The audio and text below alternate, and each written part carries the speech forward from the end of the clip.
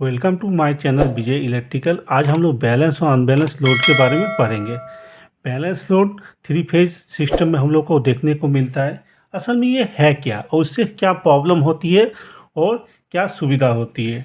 Balance और unbalance, पहले देखते हैं बैलेंस लोड क्या है। मान लीजिए थ्री फेज का मैंने एक वेब बनाया है, साइन वेव, जिसमें तीनों फेज को मैंने दिखाया है। ये रेड फेज, ये येलो फेज और ये क्या है, ब्लू फेज। ठीक है, इसको फेज 1, फेज 2, फेज 3 भी आप बोल सकते हो। इसमें क्या है, इसमें बैलेंस में कोई दिक्कत नहीं है। बैलेंस में क्या होता है, दोनों फेजों के बीच फेज डिस्प्लेसमेंट कितना होगा ना, 120 का होगा, और वाई और बी के बीच कितना होगा, 120 का होगा। ठीक है, और यहाँ पर 90 डिग्री बनेगा, यहाँ पे 180, और यहाँ पर कितना बनेगा, 270 बनेगा। इसमें बैलेंस में होने से मतलब क्या है, मान लीजिए तीन गो फेज है, क्या है, R Y B, R Y B. मान लीजिए जब हम लोग करंट दे तो ये इसमें भी 20 एम्पियर मिल रहा है, इसमें भी 20 एम्पियर जा रहा है, और इसमें भी 20 एम्पियर जा रहा है। इसमें तो कोई प्रॉब्लम नहीं है, परंतु जब ये एम्पियर वोल्टेज अनबैलेंस हो जाते हैं, मान लीजिए यहाँ पर 40 एम्पियर जा रहा है, यहाँ पर 20 एम्पियर जा रहा है, और यहाँ पे 10 एम्पियर जा रहा है, तब उस कंडीशन को हम लोग बोलेंगे अनबैलेंस कंडीशन, अनबैलेंस लोड बोलेंगे। ठीक है, इसमें अगर तीनों फेज में अगर इक्वल करंट वो वोल्टेज मिल रहा है तो तब हम लोग को उस कंडीशन को बोलेंगे बैलेंस कंडीशन या बैलेंस लोड सर्किट हम लोग बोल सकते हैं। अब इसमें होता क्या है, मान लीजिए मैंने पहले भी बोला कि तीनों फेजों में जा रहा है ये रेड येलो ब्लू, इसमें 20 एम्पियर, इसमें भी 20 एम्पियर और इसमें भी 20 एम्पियर जा रहा है। ठीक है, इसमें क्या होता है, आपका इक्वल करंट जाएगा। बैलेंस में क्या जाएगा, बैलेंस लोड सर्किट में क्या इक्वल करंट जाएगा तीनों फेज में। रेड में भी 20 एम्पियर, इसमें भी 20, इसमें भी, या 10 जितने भी एम्पियर जा रहे हैं। अब इक्वल इम्पीडेंस रहेगा, यानी तीनों में क्या रहेगा, सेम मैग्नीट्यूड रहेगा और फेज एंगल रहेगा, और रेजिस्टेंस भी सेम रहेगा। जैसे कि इसमें में क्या है, सेम मैग्नीट्यूड रहेगा, मतलब तीनों क्या है, देखिए एक ही फेज में एक ही इक्वल में जा रहा है। ठीक है, और उसका फेज डिस्प्लेसमेंट कितना हो रहा है, 120 हो रहा है। इसमें कोई भी दिक्कत नहीं है, किसमें, बैलेंस लोड में आपको कोई दिक्कत नहीं है। और फेज डिस्प्लेसमेंट कितना होगा ना, 120 आपका, यहाँ पर कितना होगा, 120 आपका होगा। है, अब प्रत्येक फेज में क्या होगा, दोनों फेजों के बीच क्या होगा, फेज डिस्प्लेसमेंट में 120 आपको मिलेगा। अच्छा, इसमें जो न्यूट्रल रहेगा, थ्री फेज में तीन गो फेज है, वो न्यूट्रल होता है। थ्री फेज में क्या होगा, तीन गो फेज है, वो न्यूट्रल होगा। इसमें न्यूट्रल का करंट कितना मिलेगा, न्यूट्रल करंट का अपना 0 मिलेगा।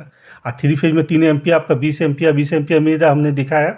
और न्यूट्रल में क्या मिलेगा, न्यूट्रल आपका 0 मिलेगा, यानी इसमें कोई दिक्कत नहीं है। अगर न्यूट्रल में करंट जा रहा है तो फिर वो सर्किट कैसे बन जाएगा, अनबैलेंस सर्किट बन जाएगा। परंतु इसमें क्या है, न्यूट्रल 0 हो रहा है, इसीलिए ये आपका सर्किट कैसा है ना, बैलेंस सर्किट आप इसको बोल सकते हो। बैलेंस लोड का सर्किट यह है, इसी को मैंने दिखाया है, the neutral current is 0 at balance load circuit. इसमें क्या है, इक्वेशन बनता है, IR1 R I Y I B equal to IN equal to क्या होगा, 0 होगा। इसको याद रखिएगा, ये आपका एग्जाम में पूछा जाता है। बैलेंस कंडीशन में क्या होगा, 0 होगा, क्या होगा, बैलेंस कंडीशन में 0 होगा, ये एग्जाम में पूछा जाता है।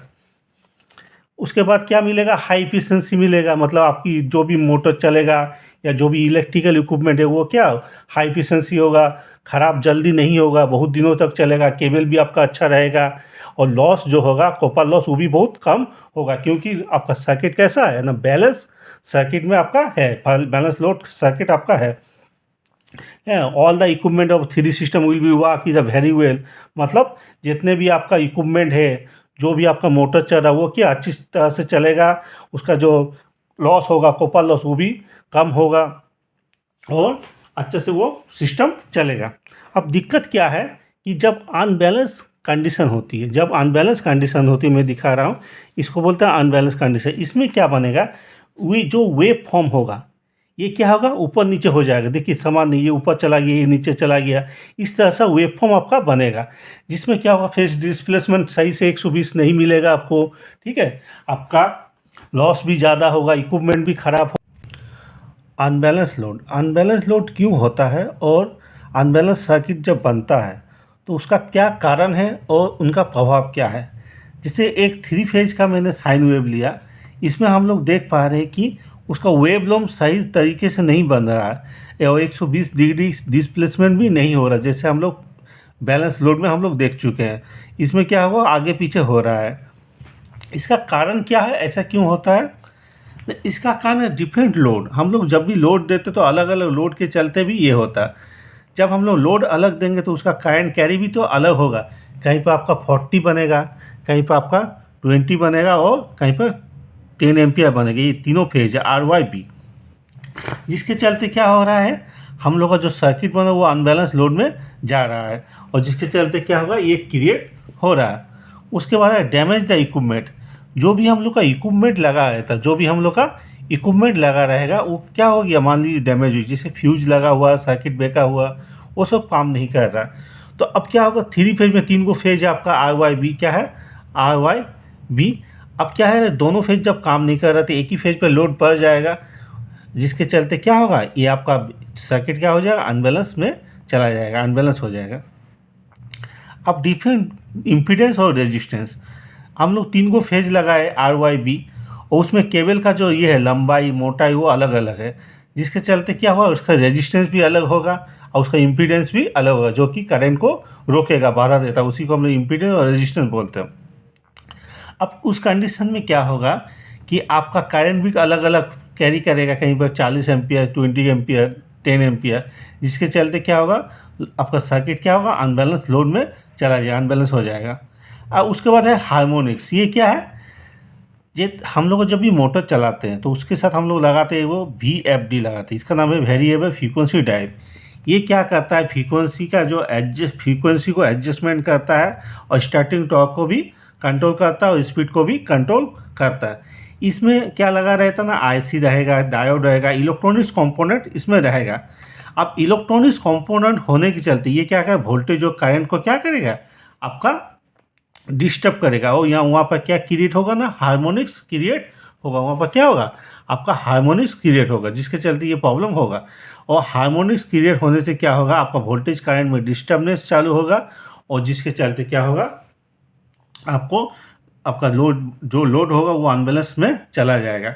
इस तरह से क्या होगा कि आपका जो भी लोड होगा वो अनबैलेंस हो जाएगा।